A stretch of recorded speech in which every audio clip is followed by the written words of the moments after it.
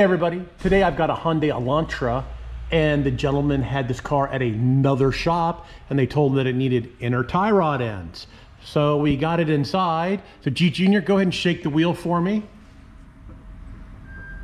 And it does have a little bit of play. And do you hear the noise? Okay, so then I come over underneath to take a look, keep wiggling it. The nut that tightens the outer tie rod end to the inner tie rod end was left loose. So they are trying to sell him a new inner tie rod end when somebody who did the alignment last did not tighten up the nut. So I'm going to tighten up the nut and make sure that the play disappears.